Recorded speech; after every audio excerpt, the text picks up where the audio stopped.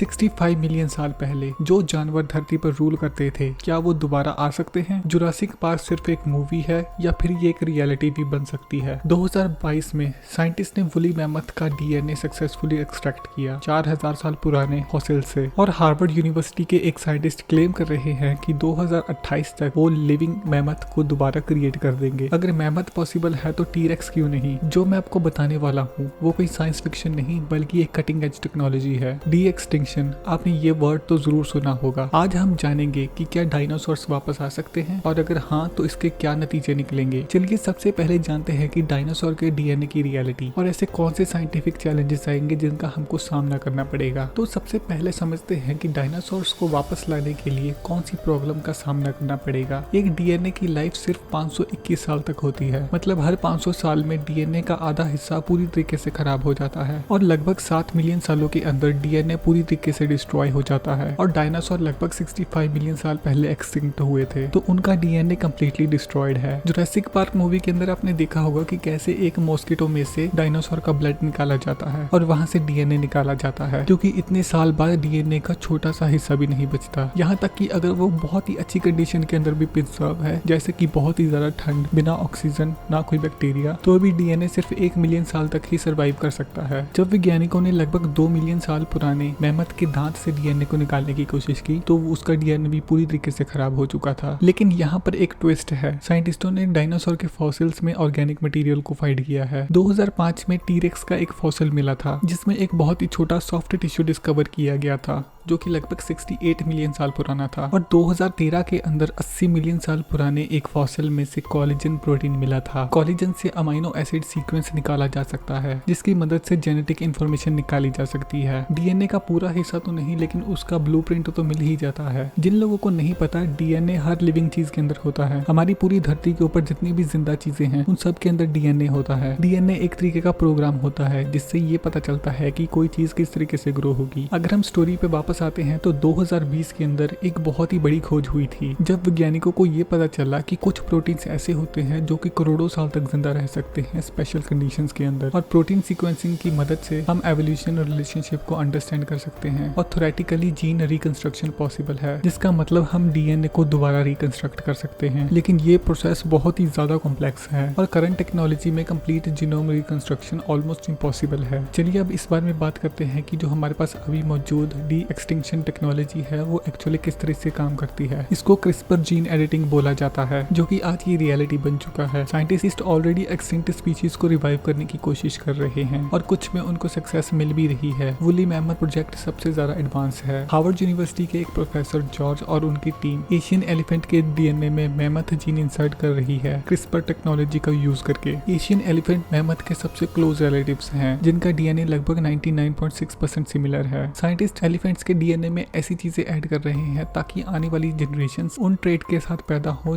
जो मैमथ्स के अंदर होती थी, जैसे कि उनकी बॉडी के ऊपर बहुत सारे बाल, ठंड से लड़ने की बहुत ही ज्यादा शक्ति और उनकी बॉडी के अंदर फैट की मात्रा बहुत ही ज्यादा। 2021 तक उन्होंने लगभग 60 से ज्यादा मैमथ की जीन्स को सक्सेसफुली इंसर्ट कर दिया था एलिफेंट के सेल्स के अंदर। और टारगेट ये है कि 2028 तक एक जिंदा मैमथ हमारी धरती के ऊपर घूम रहा होगा। और तस्मेनियन टाइगर को भी दोबारा जिंदा करने का प्रोजेक्ट ऑस्ट्रेलिया के अंदर चल रहा है। लास्ट तस्मेनियन टाइगर 1936 के अंदर मरा था, इस वजह से हमारे पास उसका डीएनए मौजूद है और साइंटिस्ट उसका डीएनए एक्सट्रैक्ट करने में लगे हुए हैं। और वैज्ञानिकों के द्वारा ऐसा कहा जा रहा है कि कुछ ही समय के अंदर हम उन टाइगर्स को दोबारा जिंदा कर देंगे। इसके अलावा नॉर्थ अमेरिका के अंदर पैसेंजर पिजन प्रोजेक्ट भी चल रहा है। 1914 के अंदर एक पिजन की स्पीशीज एक्सटिंक्ट हो गई थी, तो उसे सबसे क्लोजली रिलेटेड स्पीशीज का डीएनए एडिट करके उसको दोबारा जिंदा करने की कोशिश की जा रही है। डी एक्सटिंक्ट करने का प्रोसेस हद से ज्यादा कॉम्प्लेक्स होता है। सबसे पहले एक्सटिंक्ट स्पीशीज का कंप्लीट डीएनए फाइंड करना होता है, फिर ये पता करना होता है कि इस डीएनए का सबसे क्लोज मैच कौन सा है जो इस वक्त जिंदा है। फिर क्रिस्पर टेक्नोलॉजी की मदद से जीन एडिटिंग की जाती है, फिर उस सेल को सरोगेट मदर के अंदर इम्प्लांट किया जाता है। लेकिन इसका सक्सेस रेट अभी भी बहुत ही ज्यादा कम है, लेकिन टेक्नोलॉजी इंप्रूव हो रही है। लेकिन क्या आप जानते हो कि सबसे ज्यादा इंटरेस्टिंग बात यह है कि डायनासोर एक्सटिंक्ट नहीं हुए, बल्कि आज के पंछी डायनासोर्स हैं। साइंटिफिक क्लासिफिकेशंस के अकॉर्डिंग जितने भी पंछी आप आज देखते हो आसमान के अंदर वो सभी डायनासोर्स के डिसेंडेंट्स हैं। मतलब जितने भी पिजन, सीगल्स और यहाँ तक कि चिकन आप देखते हो, उन सब के पूर्वज डायनासोर्स थे। करोड़ों साल के हुए एवोल्यूशन ने उनको चेंज कर दिया। आप ये बात जानने के बाद हैरान हो जाओगे कि टीरेक्स का सबसे ज्यादा क्लोज रिलेटिव मुर्गी है, क्योंकि टीरेक्स और मुर्गी का डीएनए लगभग 70% तक सिमिलर है। अगर किसी तरीके से डायनासोर को रिक्रिएट कर भी दिया जाए तो प्रैक्टिकल चैलेंजेस बहुत सारे हैं। सबसे पहली प्रॉब्लम आएगी हैबिटेट। 65 मिलियन साल पहले अर्थ का क्लाइमेट बहुत ही डिफरेंट था। ऑक्सीजन लेवल उस वक्त लगभग 35% था और आज के समय के अंदर सिर्फ 21%। टेम्परेचर आज से मुकाबले ज्यादा हुआ करता था। धरती के ऊपर मिलने वाले प्लांट्स बहुत ही ज्यादा डिफरेंट थे। हमारे एटमॉस्फेयर का प्रेशर डिफरेंट था। मॉडर्न एनवायरनमेंट के अंदर डायनासोर सर्वाइव नहीं कर पाएंगे। अगर किसी तरीके से उनको जिंदा कर भी दिया जाए तो उनकी फूड की रिक्वायरमेंट बहुत ही ज्यादा थी। एक आम शाकाहारी डायनासोर लगभग 500 से लेकर 600 किलो वेजिटेशन एक दिन में खा लेता था और आज के समय के अंदर इकोसिस्टम में इतनी ज्यादा अवेलेबिलिटी नहीं है। अगर मांसाहारी डायनासोर आज जिंदा हो जाते हैं तो फूड चेन कम्प्लीटली